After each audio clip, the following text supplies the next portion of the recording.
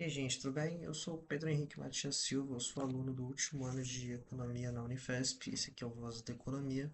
Hoje eu vou falar sobre o trabalho e o impacto da austeridade fiscal no emprego, uma análise comparativa entre o teto de gastos do Brasil e as políticas pós-crise de 2008 nos PIGs. Da Cristina Pascoaleto Rodrigues, ela foi orientada pelo professor Daniel Feldman. O ponto de partida é simples. Em 2016, o então ministro da Fazenda do Brasil, Henrique Meirelles, ele prometeu que cortar gastos iria gerar mais empregos no Brasil, né? Dando assim início ao teto de gastos, né? E alguns anos antes também, 5 países europeus tinham ouvido a mesma promessa para ajudar a sair da crise de 2008, né?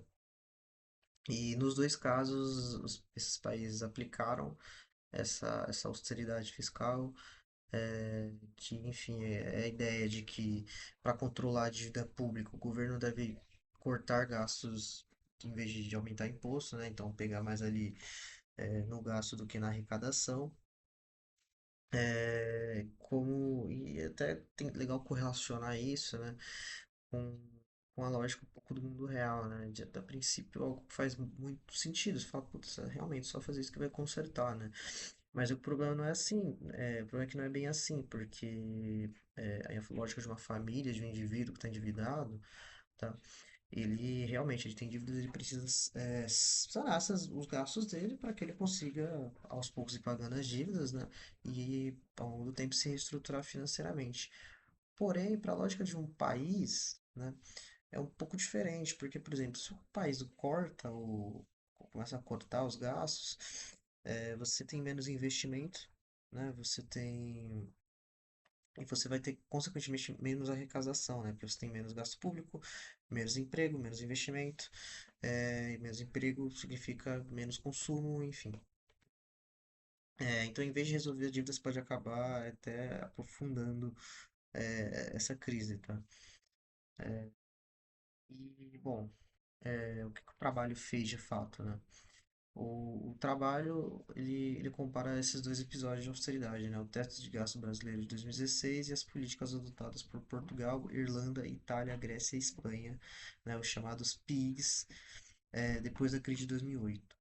A ideia de comparar dois casos bem diferentes, né? Contextos geopolíticos e macroeconômicos, locais, geográficos, né? São países e continentes totalmente diferentes, com desenvolvimentos passados totalmente diferentes, em épocas bem diferentes também, né? Ah, enfim, a ideia de comparar esses dois casos tão diferentes é justamente testar se existe um padrão, né? É, Se o mesmo tipo de política gera o mesmo tipo de resultado em contextos tão diferentes, isso reforça a hipótese de que, bom, a austeridade fiscal unicamente não é sinônimo de resolver desempregos, problemas de um país, tá? É, então, para isso, o trabalho ali aborda uma discussão bibliográfica e traz discussão bibliográfica tanto dos defensores da austeridade fiscal, tanto de quem critica. E, enfim, ele tenta jogar ali com os dois lados, explicar bem os motivos dos dois lados e o que cada autor defende, né? E após isso, ela traz bastante dado, tá? Então, dados de desemprego, dados concretos sobre países, né? Após essa implementação dessa maior austeridade, né? E aí ela entra no resultado dessa análise que ela fez, né? E, bom, na Europa o resultado foi bem duro. A Grécia, ela foi o caso mais extremo, o desemprego passou de 27%. Entre os jovens chegou a 59%. A Espanha teve números parecidos e ela destaca aqui que mesmo em países que adotaram posturas austeras, mas um pouco mais brandas comparados à Grécia, por exemplo, o desemprego também cresceu bastante, tá? E agora no Brasil, né, fazendo a análise do Brasil, o padrão se repete. Depois de teste de gases, o desemprego chegou perto de 13%. Também cresceu o desalento, que é gente que desiste de procurar emprego, porque já não tem mais tanta esperança de achar, e além de outros fatores secundários, como informalidade, por exemplo, né? Então, pessoas optam a modelos de trabalho não tão convencionais, porque precisam de alguma renda ali para conseguir se manter, para conseguir sobreviver. Acho que isso está até ligado um pouco aí com o processo de uberização que sofreu a economia brasileira, né? Ela destaca aqui também no contexto mais brasileiro, nacional, que a parte mais afetada da população foi os 10% mais pobres, né? A renda dos 10% mais pobres, ela destaca que caiu quase 18%, né? Enquanto a renda média do país não caiu, né? Nem chegou a cair. Então, além de tudo, não é todo mundo, não é todos os recortes sociais do país que sofrem as consequências por igual, né? E aí, bom, por que que se importa, né? O trabalho ele coloca que ele não diz que o déficit não importa, né?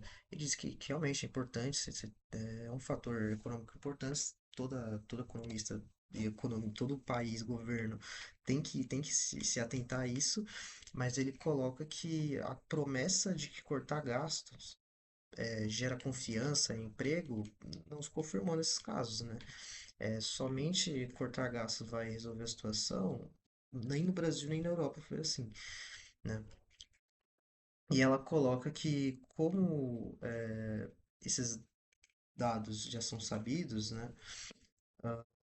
Ela coloca aqui que essa escolha política e econômica de manter é, é, esse, esse, esse, essa austeridade, né? Tentar implementar essa austeridade nas economias é uma decisão política econômica de quem sabe que não vai dar certo, né? Porque algumas pessoas ganham, algumas pessoas perdem mais do que outras, né, nessa situação toda, né? Que nem ela colocou aqui com a renda dos mais pobres e tudo mais, tá? Então, essa é a reflexão da autora, tá? Obrigado aí, Cristina, por ceder o trabalho pra gente, orientado pelo professor Daniel Feldman. E, bom, é isso. O link vai estar aqui embaixo, na descrição. O link do repositório da Unifesp, tá? O trabalho tá lá. E é isso. Espero que tenham gostado. E é isso aí. Valeu.